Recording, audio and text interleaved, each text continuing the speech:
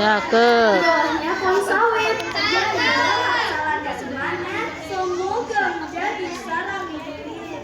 Assalamualaikum warahmatullahi wabarakatuh. Waalaikumsalam warahmatullahi wabarakatuh. Alhamdulillahilladzi ja'ala makarimal akhlaq fi awwal darajat wa ja'ala afdalak sayyid yudhu fi mizanil mu'minina yaumal qiyamah. Assalatu wassalamu ala rasulillah wa ala alihi wa ashabihi wa man tabi'a risalah. Amma ba'du, Dewan Juri yang adil dan bijaksana, panitia lomba semangat membara, dan hadirin sekalian yang berbahagia. Semoga kita semua senantiasa dirahmati Allah Azza wa Jalla. Amin Allahumma amin. Marilah kita bersyukur pada Allah dengan mengucapkan hamdalah. Alhamdulillahirabbil alamin.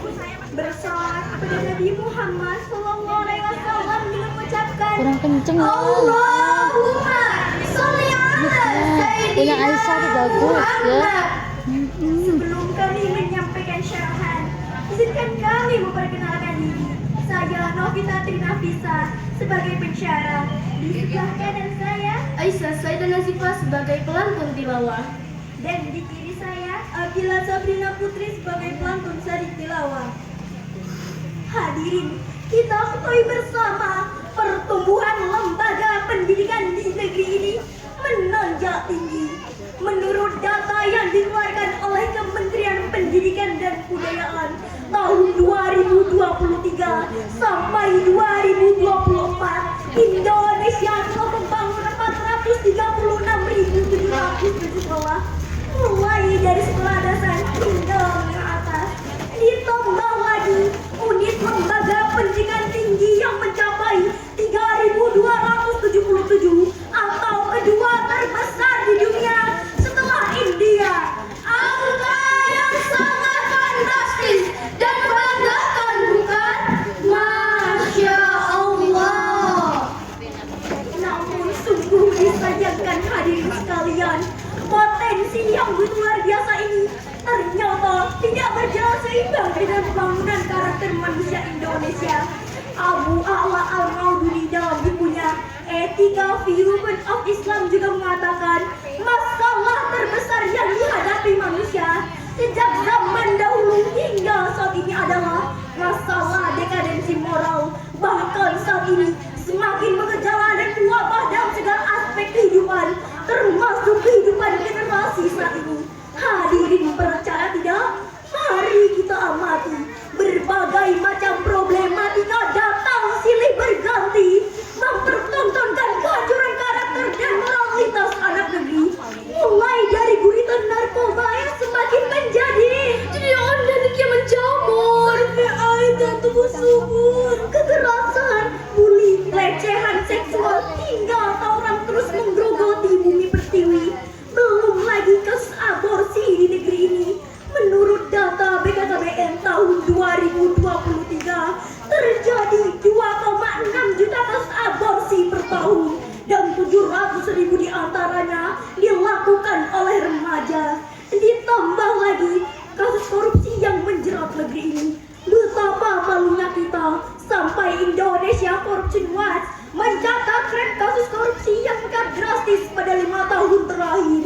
Jika kondisi ini terus diabaikan, maka Kerusakan karakter akan semakin menjadi-jadi. bahkan ancaman kehancuran semakin mendekati. Ternyata lengkap sudah penderitaan negeri ini.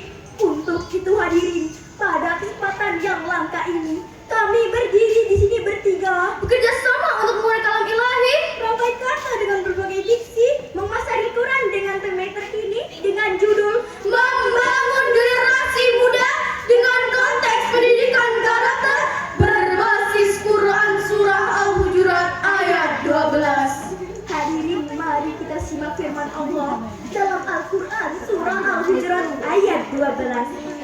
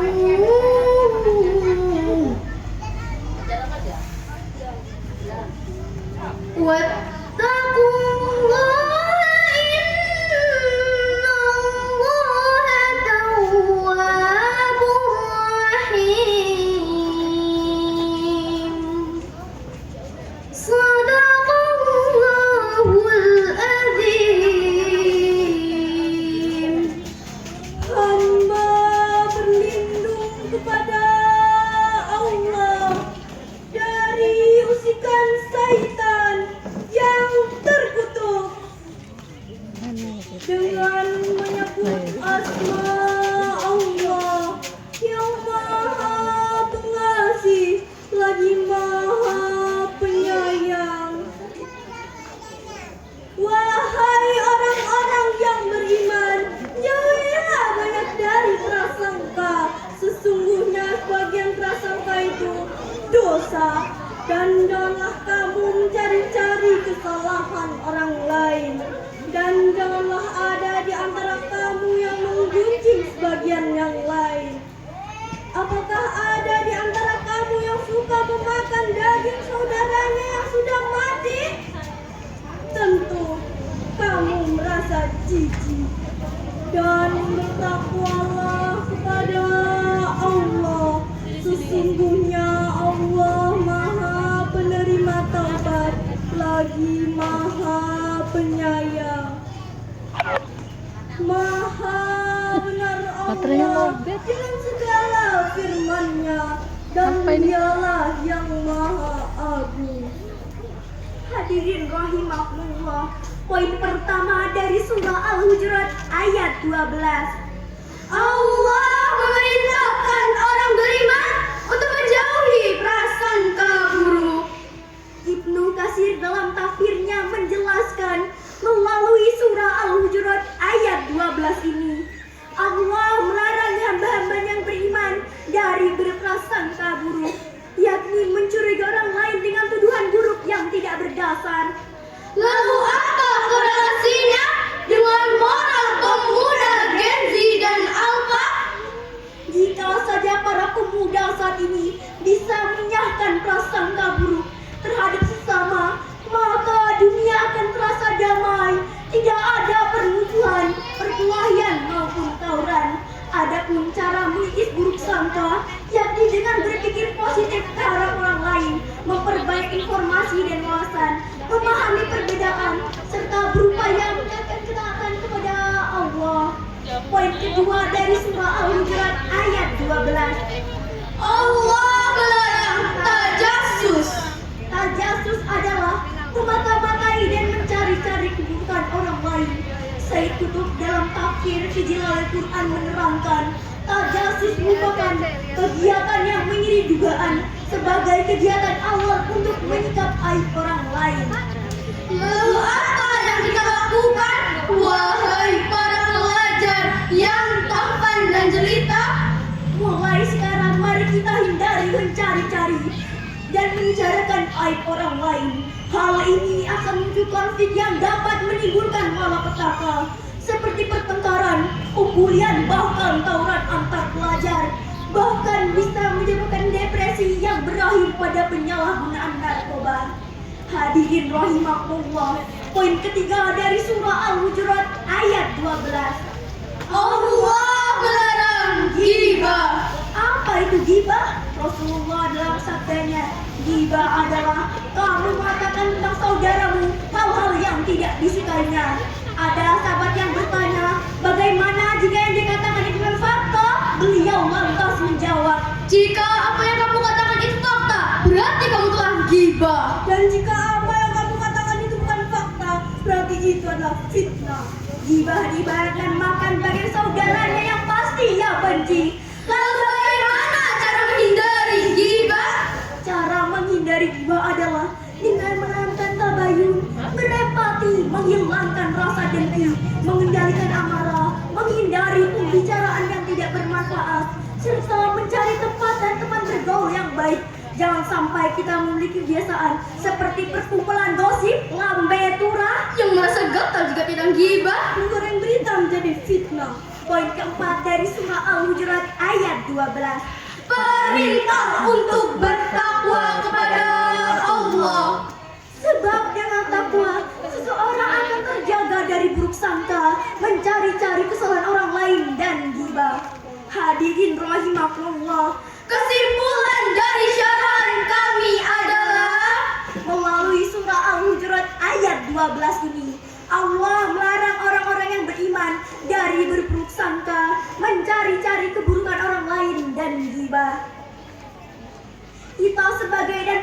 Kita sebagai pemuda dan pelajar yang bertanggung jawab penuh terhadap nusa, bangsa dan agama, marilah kita memperbaiki diri kita supaya menjadi pemuda yang berkualitas, berintegritas, bermoralitas, tidak lagi berbuat anarkis yang menyebabkan moral terkikis. sehingga jauh dari kata agamis. Islam ingin mencetak pemuda-pemuda yang aktif, Inovatif. progresif, dan produktif.